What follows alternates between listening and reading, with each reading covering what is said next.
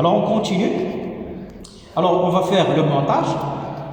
Alors vous avez ici, on va d'abord commencer par faire ce circuit-là, c'est-à-dire relier le générateur fréquence à la capacité, à la résistance et fermer le circuit. Et puisque l'oscilloscope se branche en parallèle, on va ensuite brancher le canal 1 qui est là, ici et sur ce point-là, et le canal 2 ici. D'accord? On va commencer tout d'abord par brancher la sortie du générateur de fréquence avec la capacité. Voilà. Ensuite, je vais relier la capacité avec la résistance. Ensuite, je vais fermer le circuit.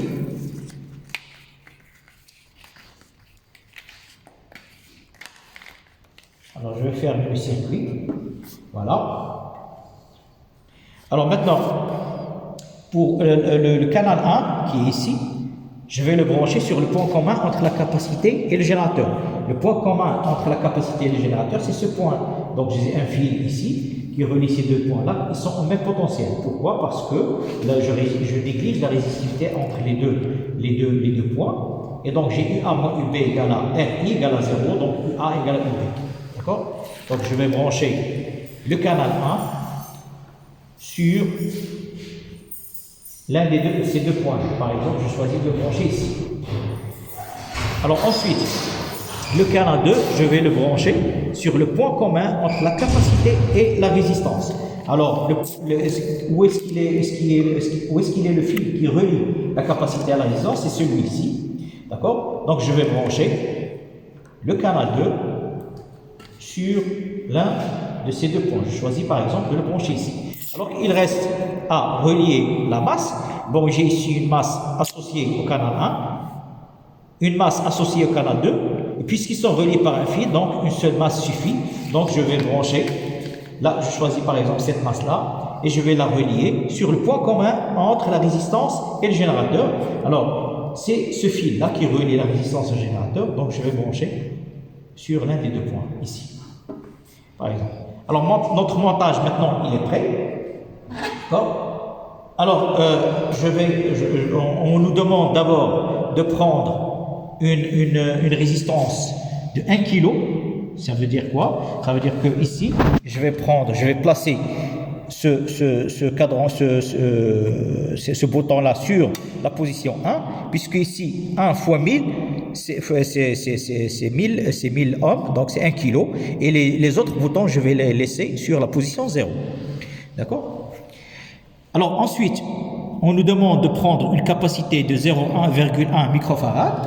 Alors ici, je vais mettre le cadran qui multiplie par 0,1 microfarad sur la position 1 et je vais mettre les autres sur 0. Donc j'aurai 0,1 microfarad. D'accord?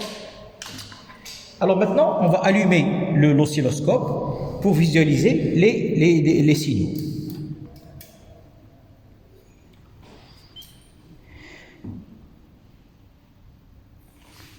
Alors, voilà le signal.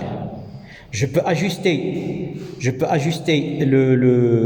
l'intensité en agissant sur les boutons plus et moins ici. D'accord? Je peux essayer ici d'améliorer le focus. Hein, également.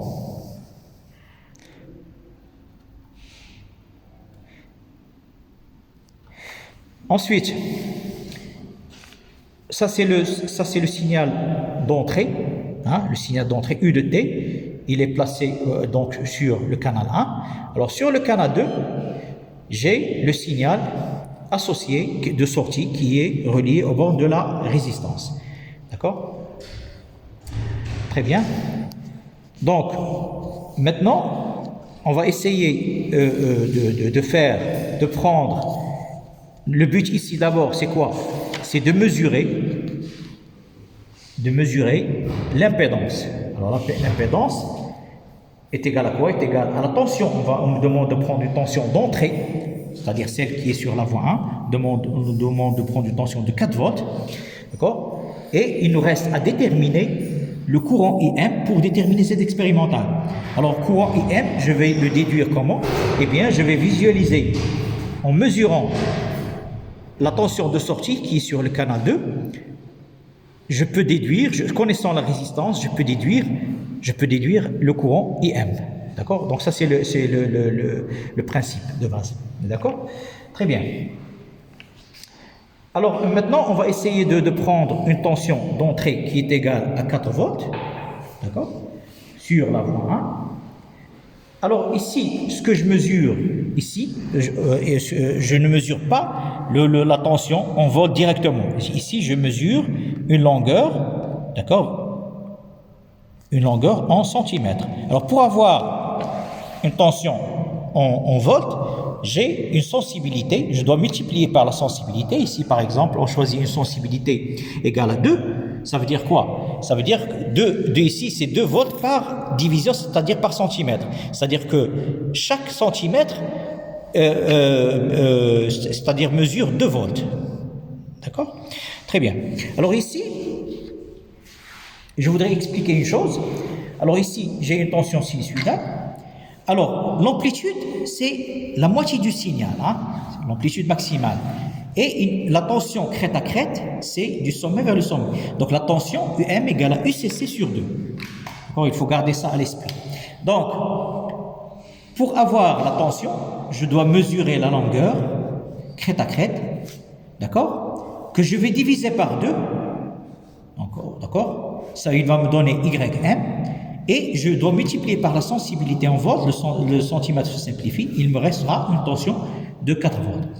Alors maintenant, si je veux une tension de 4 volts et que je suis sur une sensibilité égale à 2, d'accord? Donc ici, j'aurai 4 égale à Y fois 2, donc Y égale à 2 cm. Donc la moitié YM égale à 2 cm, c'est-à-dire YCC égale à 4 cm. Donc la longueur crête à crête doit être égale à 4 cm. Donc je dois régler cette longueur-là. Mais avant ça, je vais vous parler des boutons, différents boutons ici.